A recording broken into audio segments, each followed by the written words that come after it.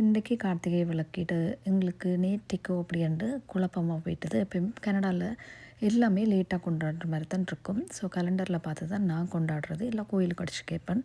அப்போ இன்றைக்கு தான் கார்த்திகை விளக்கிடுண்டா எனக்கு சரியான சந்தோஷம். நேற்றுக்கு மிஸ் பண்ணிட்டேனோ அப்படின்ட்டு யோசன். பரணி தீபம் அப்படின்ட்டு 3 நாள் கொண்டாடுறதானே அப்படின்ட்டு பார்த்தா இன்றைக்கு தான் கார்த்திகை விளக்கிடங்களுக்கு வீட்டுக்கு வெளியில் நல்ல பெரிய கோலமெல்லாம் போட்டு கலரெல்லாம் போட்டு அதுக்கு மேலே நிறைய விளக்கெல்லாம் ஏற்றி வச்சு இரவரவாக எரிய விடணும், வீட்டுக்குள்ளேயெல்லாம் எரிய விடணும் அப்படின்றது தான் ஆசை. ஆனால் எப்போயாவது நடக்குமா இது? வெளியில் பாருங்கள் இப்படி ஸ்னோ கொட்டுதுண்டு. அதுவும் எங்களுக்கு இவ்வளவு நாள் ஓகேயாக இருந்தது. இன்றைக்கு பார்த்தா -10, முகம் கொடுக்க முடியாத குளிர். வெளியில் அப்பாயின்மெண்ட் இருந்தது. அப்போ போயிட்டு வர்றதுக்குள்ளே மூச்சு முட்டி திணறி அந்த அளவுக்கு குளிர், சரியான காற்று, ஸ்னோ குட்டைகள் அப்படி இருட்டி கொண்டு ஒரு மாதிரி ஆனோன்னா தெரிஞ்சிடும் இது பயங்கர குளிர் அப்படின்ட்டு. ரெண்டுக்கு அப்படி தான் இருந்தது வெதர். சாமிக்கு எதாவது படைக்கணும், இது ரீல்ஸில் தான் பார்த்தேன் நான். கார்த்திகை அப்பம் மட்டும் ஃபேமஸாக இந்த கார்த்திகை விளக்கிற்கு செய்து சாமிக்கு படைக்கிற ஒரு பலகாரம்.